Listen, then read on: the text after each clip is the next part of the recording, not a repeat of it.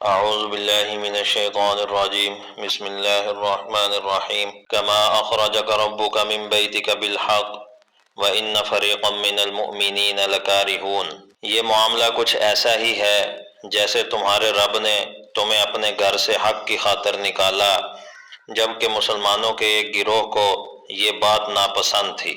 یجادلونک فی الحق بعدما تبین کأنما یساقون الی الموت وہم ینظرون۔ وہ تم سے حق کے معاملے میں اس کے واضح ہو جانے کے باوجود اس طرح بحث کر رہے تھے جیسے ان کو موت کی طرف ہنکا کر لے جایا جا رہا ہو اور وہ آنکھوں سے دیکھ رہے ہوں۔ وَإِذْ يَعِدُكُمُ اللَّهُ إِحْدَى الطَّائِفَتَيْنِ أَنَّهَا لَكُمْ وَتَوَدُّونَ أَنَّ غَيْرَ ذَاتِ الشَّوْكَةِ تَكُونُ لَكُمْ۔ اور وہ وقت یاد کرو جب اللہ تم سے یہ وعدہ کر رہا تھا کہ دو گروہوں میں سے کوئی ایک تمہارا ہوگا، اور تمہاری خواہش تھی کہ جس گروہ میں کوئی کانٹا بھی نہ ہو وہ تمہیں ملے۔ وَيُرِيدُ اللَّهُ أَن يُحِقَّ الْحَقَّ بِكَلِمَاتِهِ وَيَقْطَعَ دَابِرَ الْكَافِرِينَ، اور اللہ یہ چاہتا تھا کہ اپنے احکام سے حق کو حق کر دکھائے اور کافروں کی جڑ کاٹ ڈالے۔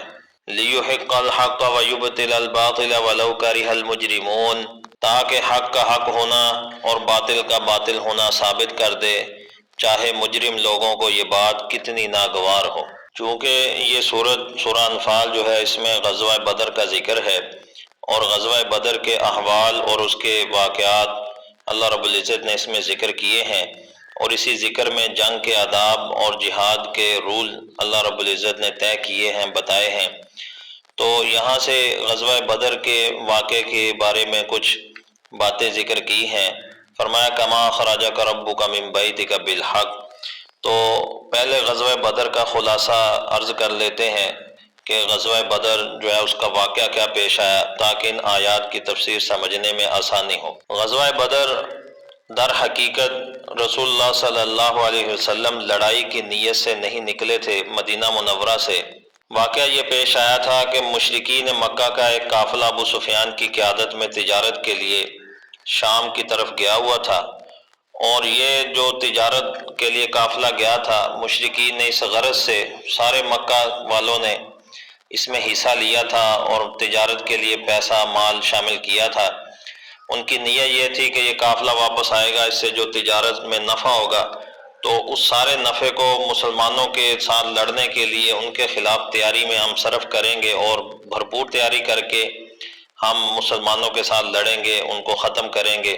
جب یہ قافلہ واپس آ رہا تھا شام سے تجارت کر کے، تو رسول اللہ صلی اللہ علیہ وسلم کو وحی کے ذریعے علم ہوا، تو آپ نے اعلان فرمایا کہ بھئی قافلے کو روکنا ہے، تو چلو جس نے کسی نے جانا ہے میرے ساتھ چلو۔ تو چونکہ جنگ کا ارادہ نہیں تھا، لڑنے کا کوئی پلان پروگرام نہیں تھا، تو اس لیے بغیر کسی تیاری کے ہتھیار کے ایک تجارت کے قافلے کو تو روکنا ہے، اور 40 بندے ہیں، تو تقریباً 313 یا بعض روایات میں 19 بھی آتا ہے، 17 یا 19، بہرحال 313 جو مشہور روایات ہیں۔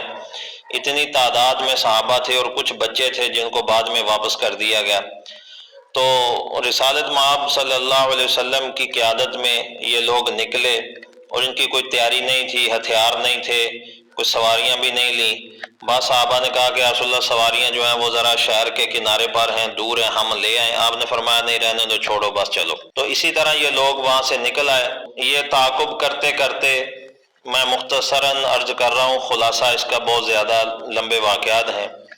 آپ اس کے تعاقب میں نکلے تو ابو سفیان نے بھی اپنے جاسوس چھوڑے ہوئے تھے کہ مدینہ والوں، اس کو بھی خطرہ تھا اور اس بات کا اندیشہ تھا کہ مدینہ والے میرا تعاقب کریں گے یا مجھے روکیں گے، تو اس نے بھی جاسوس چھوڑے ہوئے تھے۔ اسے بھی علم ہوا کہ مسلمانوں کا ارادہ مجھے روکنے کا ہے، تو اس نے ایک تو راستہ بدل لیا، اور دوسرا اس نے مکہ میں پیغام بھیج دیا۔ ایک آدمی کو اس نے بھیجا کہ فوراً جاؤ، جلدی جاؤ، بغیر رکے ہوئے، اور عرب کے رواج کے مطابق وہاں پر جا کر اپنے اونٹ کے جو ہیں وہ کان کاٹ دینے ہیں، اپنے کپڑے پھاڑ لینے ہیں، اپنا کجاوا الٹا کر دینا ہے۔ یہ ایمرجنسی کے لیے ایک اعلان کا ان کا ایک اس وقت رواج اور طریقہ تھا کہ اس طرح اگر کوئی شہر میں داخل ہوتا تھا اس حالت میں اور زور زور سے پکار رہا ہوتا تھا، تو اس کا مطلب ہے کہ کوئی بہت زیادہ ایمرجنسی ہے اور کوئی بہت بڑا خطرہ جو ہے وہ آ رہا ہے۔ تو اس کی یہ صورتحال اور ایمرجنسی کے اعلان کو سن کے وہ مکہ والے جو ہیں وہ پریشان ہو گئے. اس نے صورتحال بتائی تو ابو جہل کی قیادت میں اس نے سارے مکہ سے جو ہے نا اکٹھا کیا لوگوں کو، سرداروں کو، اور ایک قافلہ 1000 کا لشکر لے کے وہ نکل آیا لڑائی کے ارادے سے کہ ہمارے قافلے کو روک رہے ہیں تو ہم نے اس قافلے کو بھی بچانا ہے اور آج مسلمانوں کے ساتھ لڑنا بھی ہے. رسالت مآب علیہ السلام جو تھے وہ تو لڑائی کے لیے نہیں نکلے تھے، وہ تو صرف قافلے کو روکنے کے لیے نکلے تھے. تو جب یہ آپ نکل آئے اس کا تعاقب کرتے کرتے تو ایک جگہ مقام زعفران پر پہنچے تو وہاں پر جا کر آپ کو وحی کے ذریعے علم ہوا کہ ابو سفیان کا قافلہ وہ تو نکل گیا ہے.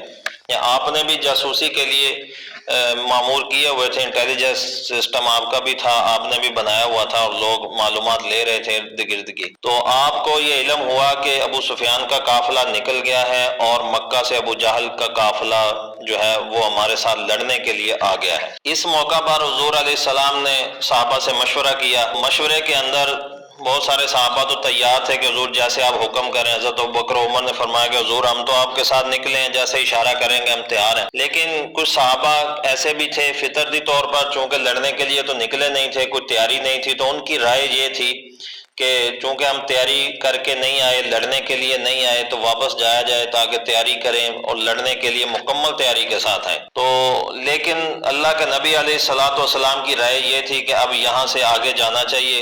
اللہ رب العزت نے میرے ساتھ وعدہ کیا ہے کہ 2 گروہوں میں سے ایک گروہ آپ کو دیا جائے. تو صحابہ کا ایک گروہ، ایک فریق جو ہے وہ یہاں پر لڑنے سے حضور علیہ السلام کی رائے کے ساتھ اختلاف پیدا ہو رہا تھا.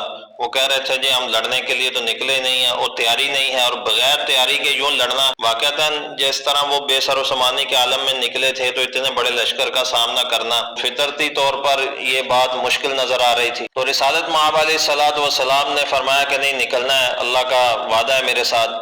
تو اس صورتحال کو قرآن کریم میں اللہ رب العزت نے جو اس وقت حضور علیہ السلام نے مشورہ کیا، اللہ رب العزت نے اس کا نقشہ کھینچا ہے کہ وَإِنَّ فَرِيقًا مِّنَ الْمُؤْمِنِينَ لَكَارِهُونَ كَمَا أَخْرَجَكَ رَبُّكَ مِن بَيْتِكَ بِالْحَقِّ، کہ جس طرح انفال کے معاملے میں، مال غنیمت کے معاملے میں آپس میں اختلاف ہوا صحابہ کا، اور اللہ رب العزت کا پھر اس میں صحابہ کی رائے اور تھی لیکن پھر اس میں اللہ کا حکم اور آ گیا. اسی طرح فرمایا کہ یہ ایسے ہی معاملہ ہے جیسے کہ تمہیں گھروں سے اللہ نے نکالا. تو وَإِنَّ فَرِيقًا مِّنَ الْمُؤْمِنِينَ لَكَارِهُونَ کے مومنین میں سے ایک گروہ، ایک جماعت ایسی تھی کہ جو اس کو ناپسند کر رہی تھی، اور اللہ رب العزت نے وعدہ بھی کر لیا تھا. تو فرمایا اس کے باوجود بھی وہ لوگ اس بات کو ناپسند کر رہے تھے اور وہ ایسے جھگڑ رہے تھے، ایسے آپس میں اختلاف کر رہے تھے کہ جیسے موت کی طرف ان کو ہانکا جا رہا ہو اور وہ اپنی آنکھوں سے دیکھ رہے ہوں کہ ہم موت کی طرف جا رہے ہیں. تو یہ تھا ایک مختصر واقعہ ان آیات کے ضمن میں. اس واقعے میں بڑی تفصیلات ہیں، اگر کوئی دیکھنے کا طالب علم کوئی شوق رکھتا ہو تفصیلات کو تو تفسیر کی کتابوں میں بالکل اس کی تفصیلات اور سیرت کی کتابوں میں بھی موجود ہیں. تفسیر میں اگر تفسیر مظہری کو، تفسیر ابن کثیر کو، تفسیر قرطبی کو دیکھا جائے تو بہت ساری روایات احادیث کا ذخیرہ اس واقعے کے ضمن میں اس کے اوپر موجود ہے. تو اس صورتحال کی اللہ رب العزت نے منظر کشی کی. 2 گروہوں میں سے ایک گروہ کا اللہ رب العزت نے وعدہ کر لیا تھا. پھر آخر صحابہ تیار ہو گئے اور اللہ کے نبی علیہ السلام کی رائے کے اوپر انہوں نے لبیک کہا، اور اسی حالت میں نہتے بے سر و سامانی کے عالم میں اللہ اور اس کے رسول پہ اعتماد کر کے وہ نکل پڑے. اور وہ تو یہ چاہتے تھے کہ ایسا قافلہ ملے، 2 قافلوں میں سے ایک اللہ نے وعدہ کیا ہے، تو صحابہ یہ چاہتے تھے وَتَوَدُّونَ أَنَّ غَيْرَ ذَاتِ الشَّوْكَةِ کہ ایسا قافلہ کہ جس کے اندر کوئی تکلیف نہ ہو، یعنی وہ چاہتے تھے کہ تجارت والا قافلہ مل جائے، لڑائی والا نہ ملے. وَيُرِيدُ اللَّهُ أَن يُحِقَّ الْحَقَّ بِكَلِمَاتِهِ وَيَقْطَعَ دَابِرَ الْكَافِرِينَ، لیکن اللہ کا ارادہ کچھ اور تھا، اس کی مشیت کچھ اور تھی. اللہ چاہتے تھے کہ اللہ اپنے کلمات کو حق ثابت کر دے، اپنے نبی کی سچائی کو ثابت کر دے اور کافروں کی جڑ کو کاٹ دے. اس لیے فرمایا کہ لِيُحِقَّ الْحَقَّ وَيُبْطِلَ الْبَاطِلَ وَلَوْ كَرِهَ الْمُجْرِمُونَ، تاکہ اللہ حق کو ثابت کر دے اور باطل کو باطل کر دے، اگرچہ مجرم اسے ناپسند بھی کرتے ہوں. تو اللہ کی مشیت اور تھی اور صحابہ کی رائے اور تھی.